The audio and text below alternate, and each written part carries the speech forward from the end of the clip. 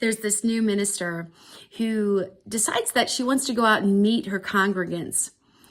And she decides to go door to door. She's walking up to this house.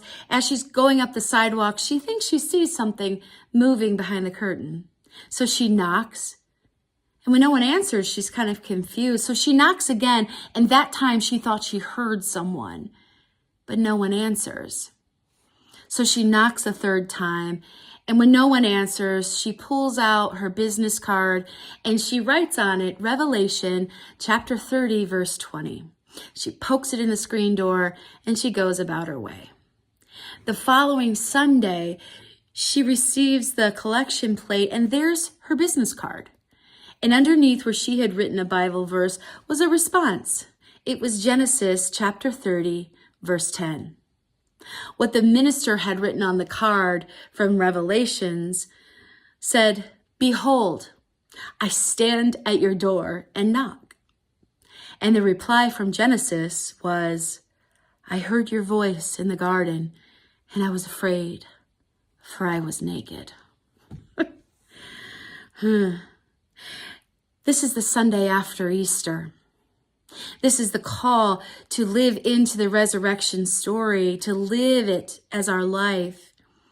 But what do we do when we find ourselves back in the wilderness, naked and afraid? I imagine these were some of the feelings the apostles were contending with when they witnessed the resurrection, and they still found themselves vulnerable and afraid, and huddled together in these rooms trying to figure out what to do. There's this show called Naked and Afraid. And I noticed that their finale is about 12 people naked being put on a desert island for 40 days. Sound familiar? Well, when they're there, the first thing that happens is they're in a survival consciousness. And this phrase, naked and afraid, applies. But those who survive are the ones that start to become one with the nature. And whether it's inwardly or outwardly, what they begin to realize is the nakedness falls away, because the nakedness and the afraidness, the fear, those are actions of the egoic mind. And when they release that, they start to shift into a higher consciousness. Every fear is a call for love. And when we shift into that consciousness, and when we lean into this Christed one within, we begin to raise that consciousness. And we raise it by returning to love. And returning to love, and returning to love. We answer the call for love by living as the Christed one within. The Easter story begins with one witness, Mary Magdalene. And I believe she was the witness because she had eyes to see it. She had followed Jesus. She had watched the way shower, and she had emulated his practice over and over. And she was given this understanding about her own Christedness within. And so it was this Christedness that recognized the resurrection at all. So many times in our lives, we get bogged down with distractions, and they can feel heavy.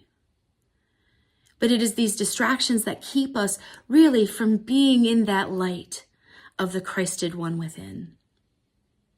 And so when things get heavy, there is a great advice in this gospel of Mary Magdalene. It says, give to me what you cannot carry. This is a practice of giving to the Christed one within that is connected to the higher mind of God, to give those things over to that Christed one.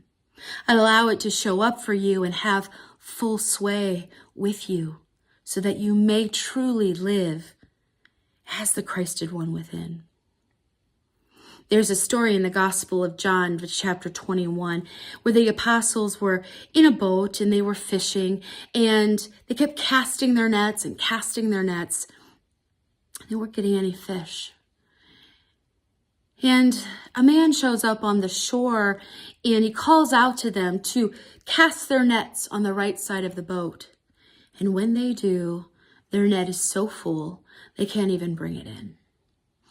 And one of the apostles looks to the shore and looks to Peter and says, "Peter, I think that's Jesus." And so Peter sits up and he realizes he was naked. And so he girts his cloak up around him and he jumps into the Sea of Galilee to meet Jesus on the shore. So many times when I am trying and really getting connected, it is because I have girt up the cloak of the unity principles around me. And I use them as a guidepost as to how to connect to the Christed one within. I remember that God is all there is and God is good.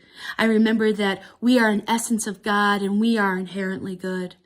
We get to co-create with God, pray and meditate and affirm the Christ within.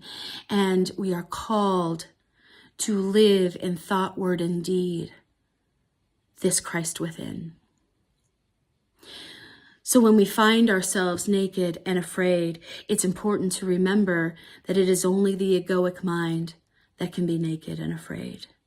It is our high call to return to love and return to love.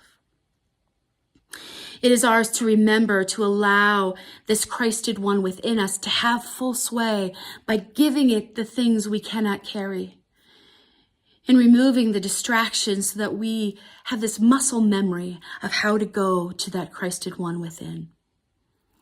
And then we live as that Christed one by cloaking ourselves in the principles of unity. And we use them as guideposts to connect and connect and connect. So when you hear, "Behold, I stand at your door and knock," answer the call for love by living as the Christ within. And meet Jesus at every shore.